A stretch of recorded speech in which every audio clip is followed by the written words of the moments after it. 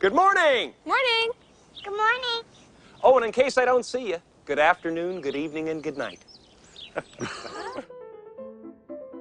Basically, it was like the circus coming to town.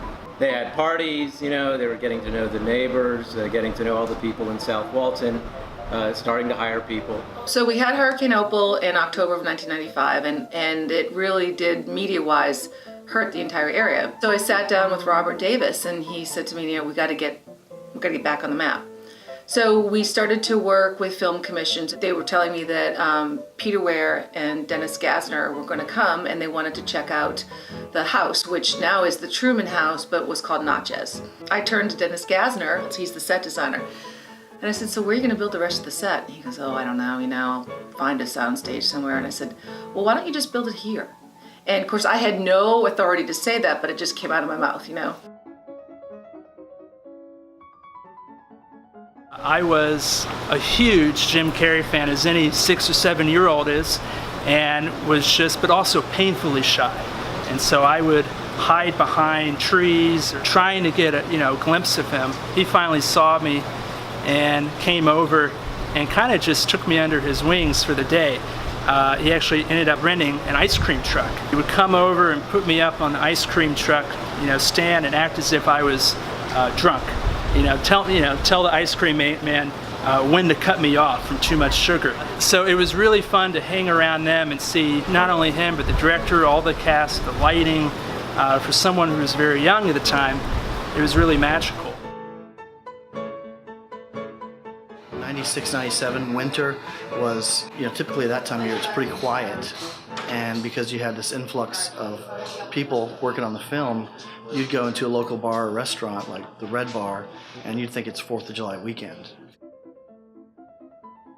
When the crew first got here, it was we were really still a very quiet little town, and things were just starting to come around for Seaside. They came in, we had people, actually staff and cast here every day, shopping with us, having lunch with us, and we got to know them, they got to know us, and it was just, they were here for 4 or 5 months, so, you know, they almost became like part of our family, and really interesting, a lot of interesting people came into our lives at that time.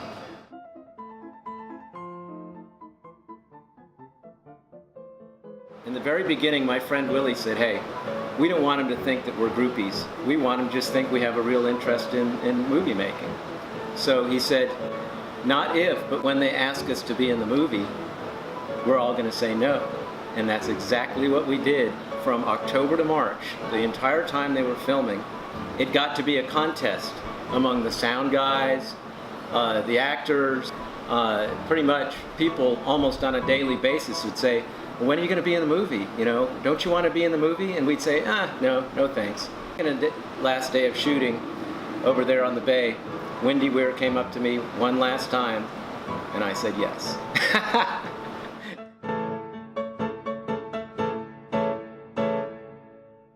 I'd been playing in a band with my friend Tim Dutro, Kenny Oliverio, and some of the guys with the art department of Paramount were musicians too, so we were playing at a local wine bar in Blue Mountain Beach.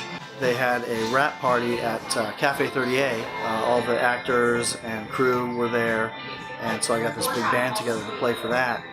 At some point we had gone into Mustang Sally, and Jim Carrey jumped up on stage, and so we just moved aside and let him go at it on the microphone. If you can imagine Jim Carrey singing Mustang Sally, that's exactly what it was. The big scene where telling his friend about he thought that he was being watched, and that was located in the back. That was on this ladder right here, where there's a ladder here, and I was putting up stock at the time. Wherever I have gone, whether it was in college or just meeting new people in business or vacationing, and they ask you, where are you from? I get to tell them, well, I'm from Seaside, Florida. If they don't know, I can say, well, it's that town in the Truman Show. Have you ever seen that? And typically people have, and I can say, well, you know, I played young Truman. Actually, the lines were, Peter Weir, the director, wrote them down on a joke book that I brought with me to have Jim Carrey autograph. So Jim Carrey autographed it, and then I guess Peter Weir kept trying to give me the lines, and I wasn't, getting it. So he wrote them down on the joke book on pages around the jokes, and I would, read the lines. And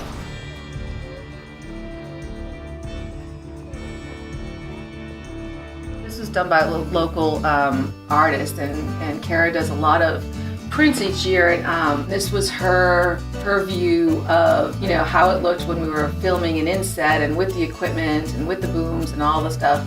Peter Weir gave them out to those of us that worked before he left. I carry this and I put this in every office that I've been in, and it just reminds me of a time that really, it was a real learning year for me.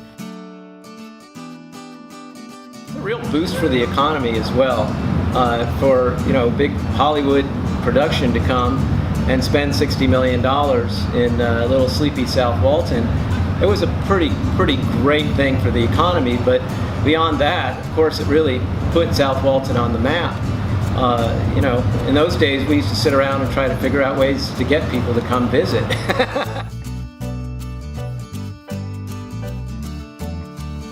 The Tupelo Pavilion right there is exactly the same. That's the scene where he drives the car around the pavilion.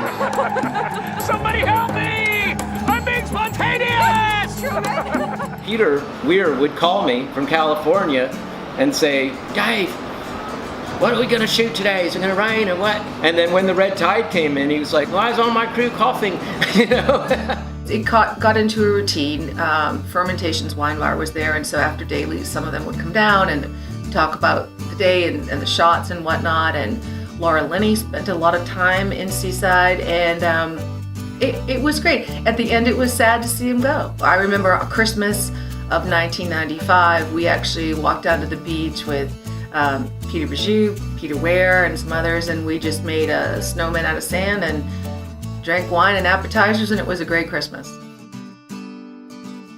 I know that for a lot of the producers that were involved with the movie and some of the actors, they wanted to buy houses here.